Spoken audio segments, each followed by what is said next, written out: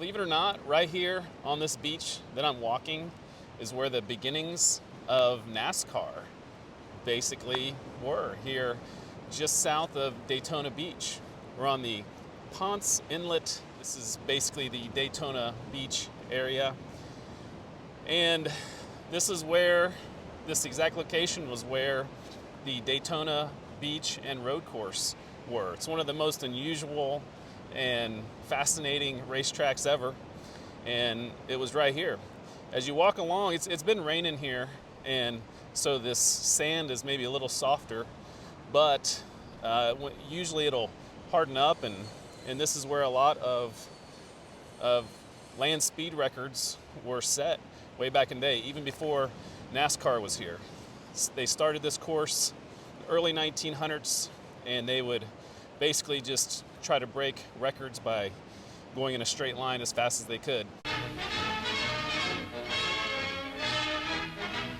She's off on a new record.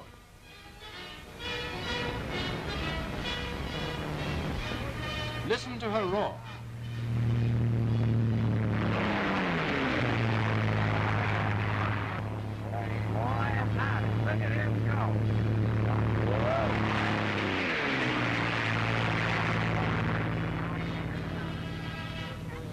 Well, that time it was 272.108, your seventh land speed record. They started moving those attempts to the Bonneville Salt Flats in Utah, and not as much here. It was a little more effective there in the Salt Flats in Utah. So then they started having a racetrack here, and it's a unusual course. I'm going to show you basically where it was. It was a 4-mile course where it's 2 miles on the road and 2 miles on the beach. And then people would be sitting all around, and obviously this looked a lot different back then than it does now, because now there's hotels here and there's just a lot of population. And so as that happened, obviously they had to stop racing here, but they had races in the 1930s that weren't very successful, and then they started figuring it out, and NASCAR started racing here in 1948 and raced here until 1958. And then they still had some other races. They had some motorcycle races and different things until about 1960. And at that time, Daytona International Speedway was being built, and that was, the end of needing the Daytona Beach and road course. All the big races and all the big events started going over to Daytona International Speedway. And so it's a fascinating part of history. So I'll show you more of the track. Like I said, it's 2 miles on the beach, 2 miles on the road. And let's take a tour of the old Daytona Beach and road course. So cars would be coming right down through here, and the pit actually was over in that area where these hotels are. As you can see in the old videos, the pits would be right here, and cars could go out towards the water where, you had a chance of it being a little more wet, or as they got closer over here, the sand was a little thicker, so they had to find different places to come through. And there were actually races that ended early because of high tide, so that's kind of a unique way to end a race.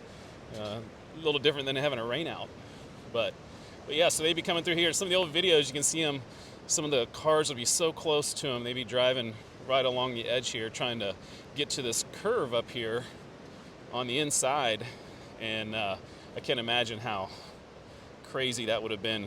Definitely unsafe, and NASCAR has definitely evolved since back in the day, here in the early days on the beach. Now we're entering where the turn is. It's right there, between the concrete, between the hotel and this restaurant. And obviously back then it didn't look anything like this, but this is basically the approximate area of the turn, and they would take the sand, they would kind of dig it out and make a banked turn. But you'd have to come in either way wide out here or come in narrow on the turn here where the sand is more thick.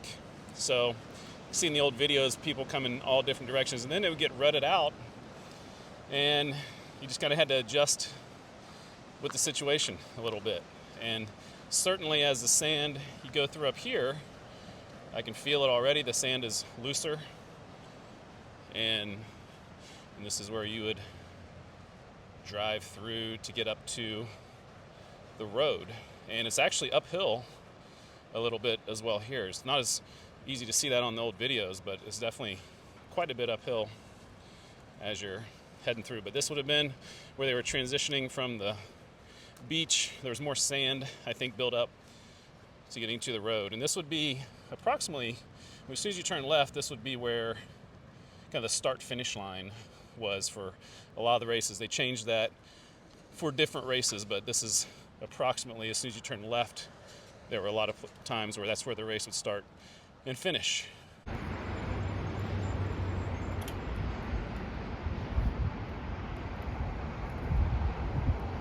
And then they would head down. This was a much more narrow road heading from north to south on the A1A highway. So let's take a ride down to the south end.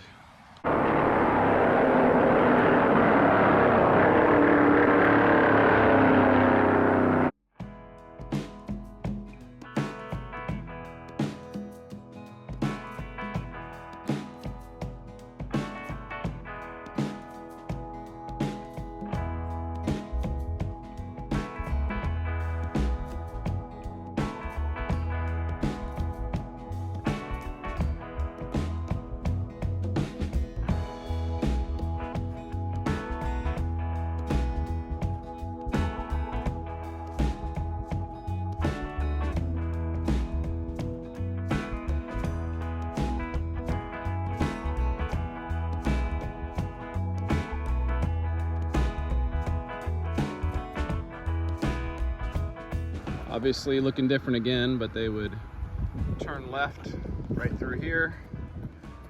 You've seen the videos, the old videos coming through. This is the south turn on down back onto the beach.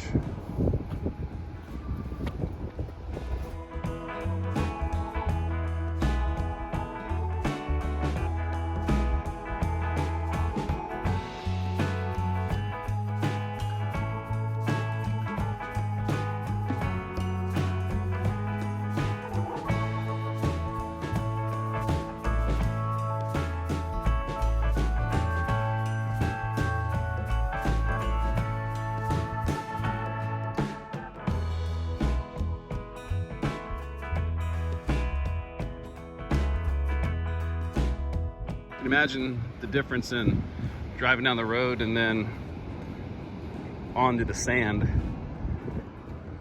as you're coming right through there, the soft sand, and then onto the harder sand.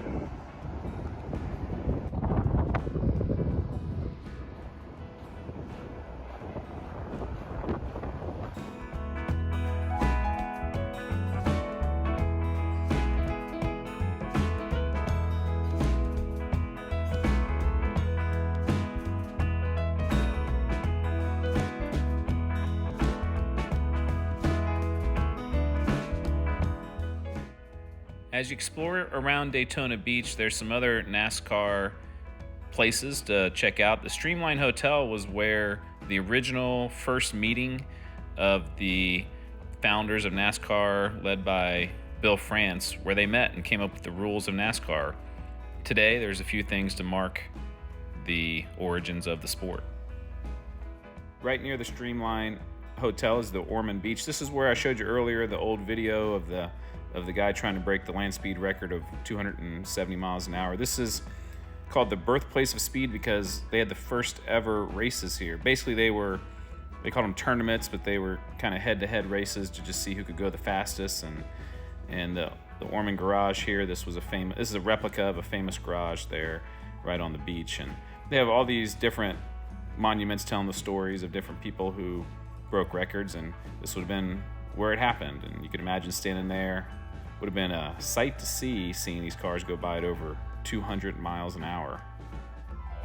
And then back where we started the video at the north turn, and going inside here, they have all kinds of memorabilia and cars and just all kinds of NASCAR history, but a lot of it is focused on the beach and road course, which I found particularly interesting. So many old pictures, and there were hundreds and hundreds of pictures on the wall, which I thought were great because you just don't see these pictures anywhere else. You can't find them on the internet, and there's tons and tons of them. And I love that start finish is probably one of my favorite ones. And then they have obviously a big picture of the whole course, the 4-mile course from north to south, and that's the final race, the final NASCAR race they had there.